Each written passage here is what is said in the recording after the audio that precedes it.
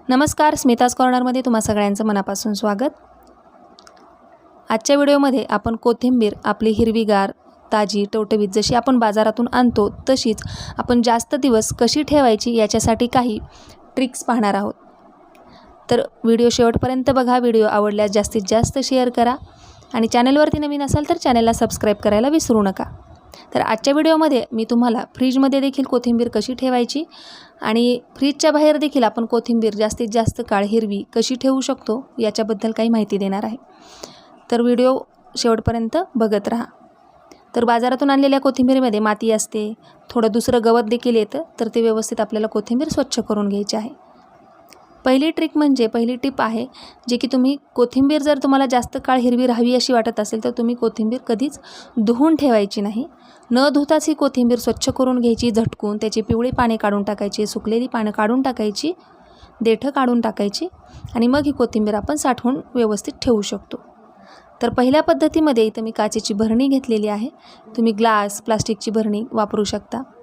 त्याच्यामध्ये पाणी घालायचं आहे जेणेकरून कोथिंबीरीची जितकी देठं बुडतील इतकंच पाणी घालायचं आहे। तर व्हिडिओमध्ये पाहता आहात तुम्ही, जितकं आपल्याला देठं बुडणे इतकंच पाणी घालायचं आहे आणि अशा पद्धतीने तुम्ही कोथिंबीर ठेवून द्यायची आहे। फ्रीजमध्ये ठेवायच्या अगोदर आपल्याला याला प्लास्टिकच्या पिशवीने कव्हर करायचं आहे। तर एक प्लास्टिकची पिशवी घ्यायची आणि त्यांनी आपल्याला कव्हर करायचं आहे, त्याला असं झाकून ठेवायचं जेणेकरून आपली कोथिंबीर जास्त काळ टिकून राहील। तर आता ही भरणी आपण फ्रीजमध्ये ठेवणार आहोत। परत एकदा एक गोष्ट लक्षात ठेवायची आहे की या भरणीतलं पाणी आपल्याला 2 दिवसानंतर बदलत राहायचं आहे। पाणी बदलल्यामुळे कोथिंबीर जास्त दिवस टिकून राहते। पाणी नाही बदललं तर आपली कोथिंबीर खराब होऊ शकते। दुसऱ्या पद्धतीमध्ये त्याच पद्धतीने आपण कोथिंबीर व्यवस्थित स्वच्छ करून घेतलेली आहे आणि एक एअरटाईट कंटेनर, एक प्लास्टिकचा मी इथं डब्बा घेतलेला आहे, तुम्ही स्टीलचा डब्बा वापरू शकता।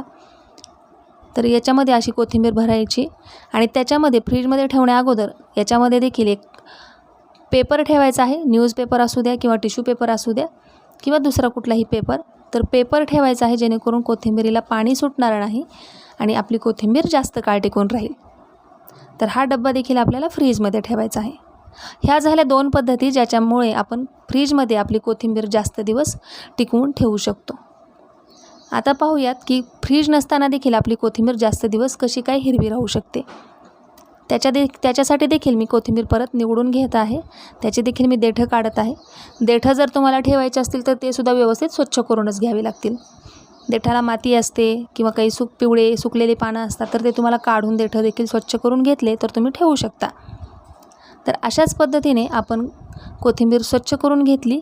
त्याच्यासाठी आपल्याला आता एक कपडा लागणार आहे। सुती कपडा घेतला आहे मी, त्याला ओला करून घ्यायचं आणि त्याच्यावरती देखील तुम्ही टिश्यू पेपर, न्यूजपेपर किंवा इतर कुठलाही पेपर ठेवून त्याच्यामध्ये ही कोथिंबीर ठेवायची आणि त्याला असं आपल्याला कपड्यामध्ये गुंडाळून ठेवायचं आहे। आणि हा गुंडाळलेली कोथिंबीर आपल्याला आता आपण डब्यामध्ये ठेवणार आहोत।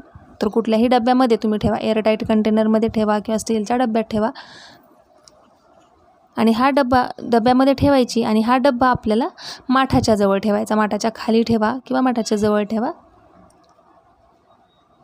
जेव्हा माठाचं पाणी पाझरतं तर त्याच्यामुळे ही कोथिंबीर आपली तशीच हिरवीगार राहते। याच्यामध्ये देखील एक काळजी घ्यायची आहे की मधला पेपर 2 दिवसांनी काढून टाकायचा आणि कपडा परत ओला करायचा आणि परत तीच प्रोसेसने आपण कोथिंबीर गुंडाळून ठेवायची। तर ह्या 2-3 पद्धतीने आपण कोथिंबीर आपली जास्त काळ हिरवी, ताजी, टवटवीत ठेवू शकतो आणि आपल्या स्वयंपाकामध्ये आपण वापरू शकतो। कारण कोथिंबीरीशिवाय आपल्याला स्वयंपाक करावा असा वाटत नाही। कोथिंबीरीने केलेले प्रत्येक पदार्थ हे आपले छान दिसतात आणि चवीलाही छान लागतात। तर कसा वाटला व्हिडिओ नक्कीच कमेंट करून सांगा। व्हिडिओ जर आवडला असेल, माहितीपूर्ण वाटला असेल तर तुमच्या मित्रमैत्रिणींबरोबर, नातेवाईकांबरोबर शेअर करा जेणेकरून त्यांनाही या पद्धती माहीत होतील।